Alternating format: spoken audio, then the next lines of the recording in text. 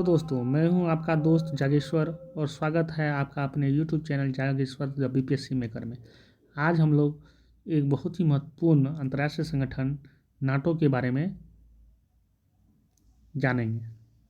तो चलिए बिना समय गवाए हुए शुरू करते हैं नाटो के बारे में संपूर्ण जानकारी। नाटो का पूर्ण रूप क्या है?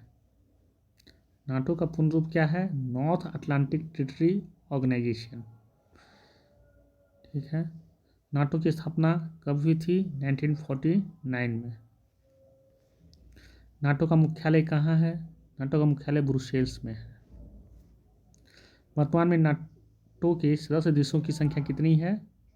30 है।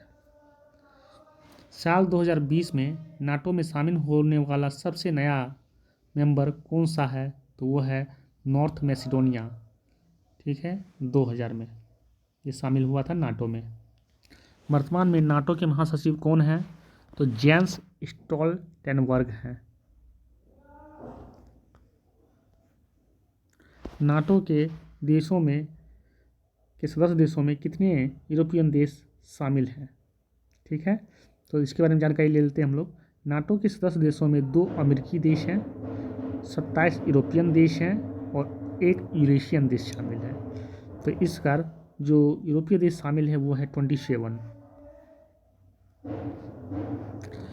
क्या यूक्रेन नाटो का सदस्य देश है? नहीं, यूक्रेन नाटो का सदस्य देश नहीं है। यूक्रेन एक नाटो भागीदार देश है, जिसका अर्थ है कि वह भविष्य में नाटो में शामिल हो सकता है। चलिए नाटो के बारे में कुछ महत्वपूर्ण जानकारियाँ हम लोग इकट्ठा करते हैं। उत्तरी नाटो का अर्थ हुआ नॉर्थ अटलांटिक ट्रीटी ऑर्गेनाइजेशन या नाटो। उत्तरी अमेरिका और यूरोपीय देशों का एक सैन्य संगठन है। ठीक है, इसकी स्थापना 1949 ईस्वी में हुई थी। नाटो का उद्देश्य राजनीतिक और सैन्य माध्यमों से अपने सदस्यों की स्वतंत्रता और सुरक्षा की गारंटी देना है। जो द्वितीय वर्ल्ड वार हुआ था के बाद बने इस संगठन का उस समय मुख्य उद्देश्य सोवियत संघ के बढ़ते दायरे को सीमित करना था। नाटो जब बना तो America, Britain, Belgium, Canada, Denmark, France, Iceland, Italy, Luxembourg, Netherland, Norway और पुर्तगाल इसके 12 संस्थापक सदस्य थे। कितने संस्थापक सदस्य थे? 12 संस्थापक सदस्य थे। वर्तमान में इसके सदस्यों की संख्या 30 है। नॉर्थ मैसिडोनिया साल 2020 में इसमें शामिल होने वाला सबसे नया मेंबर है। नाटो सामूहिक रक्षा के सिद्धांत पर काम करता है, जिसका तात्पर्य यह है कि एक या एक से अधिक सदस्यों पर आक्रमण सभी सदस्य देशों पर आक्रमण माना जाता है। यह नाटो के अनुच्छेद कितने में है? 5 में निहित है। ठीक है, इस अनुच्छेद को पहली बार संयुक्त राज्य अमेरिका पर हुए आतंकी हमले 11 सितंबर 2001 के बाद लागू किया गया था। नाटो में कोई भी निर्णय जो है सभी 30 सदस्यों के सामूहिक इच्छा के आधार पर लिया जाता है। नाटो के सदस्य देशों का कुल सैन्य खर्च विश्व के सैन्य खर्च का 70% से अधिक है, जिसमें अमेरिका अकेले अन्य यूरोपीय देशों की तुलना में अधिक खर्च करता है। नाटो का सदस्य बनने के लिए यूरोपीय देश होना जरूरी है एवं आवश्यक शर्त है। अपनी पहुंच बढ़ाने के उद्देश्य से नाटो ने कई अन्य देशों से भी अपने संपर्क स्थापित किए हैं, जैसे अल्जीरिया, मिस्र, जॉर्डन, मोरक्को और टूनीशिया भी नाटो के सहयोगी हैं। अफगानिस्तान और पाकिस्तान में भी नाटो की भूमिका रही है।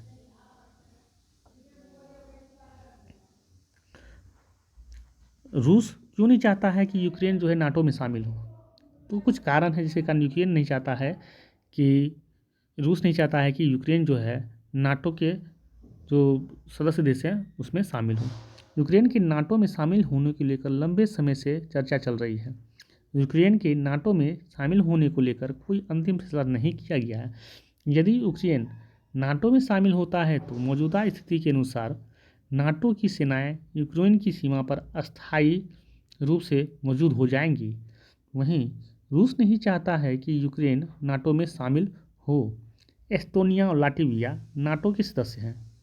ये दोनों देश पहले सोवियत संघ का हिस्सा थे, लेकिन 1991 में जब यूएसएसआर का, सोवियत संघ का जब विघटन हुआ तो 15 देश इससे टूटकर अलग हुए। उसमें एस्टोनिया और लाटविया भी एक था।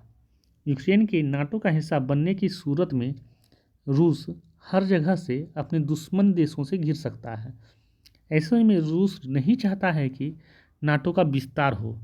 रूस चाहता है कि 1997 के बाद जो भी देश नाटो में शामिल हुए हैं वहाँ से सैन्य संगठन अपनी सेनाओं और सैन्य उपकरणों को हटा ले। यदि ऐसा हुआ तो इसके दायरे में नाटो के करीब आधे देश आ जाएंगे। तो दोस्तों, ये था नाटो के बारे में संपूर्ण जानकारी, और आगामी सभी परीक्षाओं के लिए यह जो है समान रूप से उपयोगी है। इसका कृपया करके अभ्यास कीजिए और जो भी एमसीक्यूज हैं उसको 3 से 4 बार देखें। तब तक के लिए बाय बाय।